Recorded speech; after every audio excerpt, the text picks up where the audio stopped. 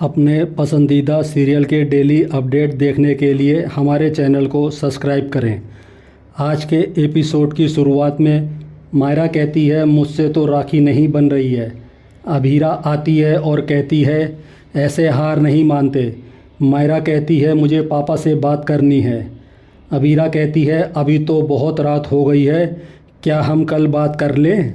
लेकिन मायरा अरमान को फ़ोन करने की जिद करती है। दूसरी तरफ अरमान चारू और दूसरों के साथ बिताए अपने पल याद करता है और दुखी होता है। तभी वहाँ गीतांजलि आती है और पूछती है उसे क्या परेशान कर रहा है, लेकिन अरमान कुछ भी बताने से इनकार कर देता है। गीतांजलि शिकायत करती है कि मायरा के जाने के बाद से वो उससे ठीक से बात नहीं कर रहा है। तभी अरमान गुस्से में कहता है, मेरे 2 भाई बहन दुनिया छोड़ के चले गए हैं, उनकी याद आ रही है, मैं बेसहारा महसूस कर रहा हूँ और मुझे अपनी किस्मत पर गुस्सा आ रहा है। इसी बीच मायरा को अरमान का कॉल आता है। अरमान अपने आंसू पोंछकर फ़ोन उठाता है तो मायरा दक्ष के लिए राखी बनाने की बात करती है। तभी गीतांजलि फ़ोन लेकर बात करती है कि हम बाज़ार जाकर सुंदर सी राखी लेकर आएंगे। अरमान फ़ोन वापस लेता है और मायरा को समझाता है कि उसे ऐसे हार नहीं माननी चाहिए। मायरा कहती है, मैं इतनी रात को राखी कहाँ से लाऊं? तभी अबीरा उसके लिए राखी लेकर आती है और कहती है, हम दक्ष भैया को ये राखी भेज देंगे। मायरा खुश होती है और गले लगकर गलती से माँ कहने वाली होती है, जिसे सुनकर अबीरा और गीतांजलि हैरान हो जाती हैं। अरमान खुश होता है। मायरा गीतांजलि को देखती है और असहज हो जाती है। अबीरा पूछती है, क्या आप मुझे माँ बोलने वाली थी? अबीरा समझ जाती है और कहती है, कोई बात नहीं, शायद आपके मुंह से गलती से निकल गया होगा। दूसरी तरफ काजल, विद्या, मनीषा राखी सेलिब्रेशन के लिए फ़ैसला लेने को कहती हैं कावेरी से, लेकिन कावेरी कहती है, तुम लोग खुद ही तय कर लो। लेकिन हर साल आप ही हमें बताती थी, तो आज भी बता दीजिए। कावेरी झिझकते हुए कहती है, इतने साल हम यहाँ नहीं थे और हमारी गैर मौजूदगी में तुम लोग फ़ैसला कर रहे थे, तो आज भी फैसला कर लो। और कावेरी चली जाती है। विद्या कहती है, इनका आत्मविश्वास कम हो गया है। अरमान सब सुन लेता है। इसके बाद अरमान सबको एक नाटक करने के लिए कहता है। कावेरी कहती है तो अरमान उसे सामान देखने के लिए कहता है। कावेरी कहती है, ये राखी और मिठाइयाँ अच्छी गुणवत्ता की नहीं है। मनीषा कहती है, तो आप ही इन्हें मंगवा दीजिए। इसके बाद मनीषा नींद का बहाना करके चली जाती है। अरमान भी चला जाता है। इसके बाद कावेरी सर्वेंट को बुलाकर नए सामान की लिस्ट तैयार करती है। अरमान और बाकी सब छुपकर ये सब देखते हैं और खुश होते हैं कि कावेरी ने फिर से फैसला लेना शुरू कर दिया है। अगली सुबह तानिया अंशुमन को राखी बांधती है। अंशुमन तानिया को गिफ्ट देता है तो तानिया कहती है, मुझे आपसे एक और गिफ्ट चाहिए कि मैं क्रश को एक और मौका देना चाहती हूँ। अंशुमन उसे समझाता है, तुम्हें दुनिया को कुछ भी साबित करने की ज़रूरत नहीं है। तानिया कहती है, यह मैं अपने करना चाहती हूँ। अंशुमन सोच में पड़ जाता है। दूसरी तरफ पोद्दार हाउस में राखी का उत्सव शुरू हो जाता है। क्रश आता है तो काजल कहती है कि कियारा से राखी बंधवा लो। तभी अबीर आकर कहता है कि चारू ने भी अपने भाइयों के लिए राखी भेजी है।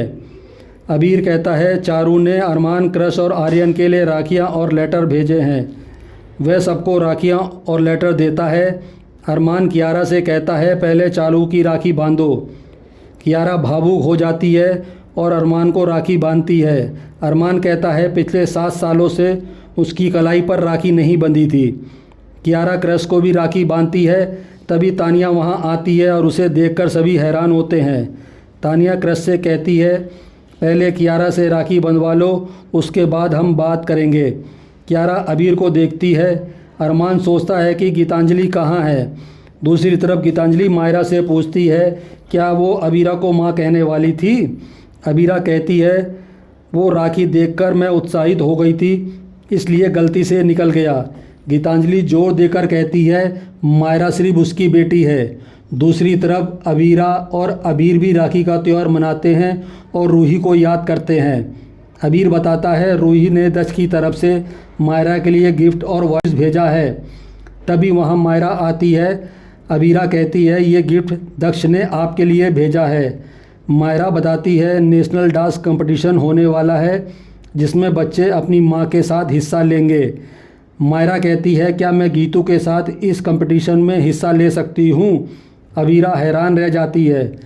मायरा अबीरा से पूछती है क्या आपको क्लासिकल डांस आता है?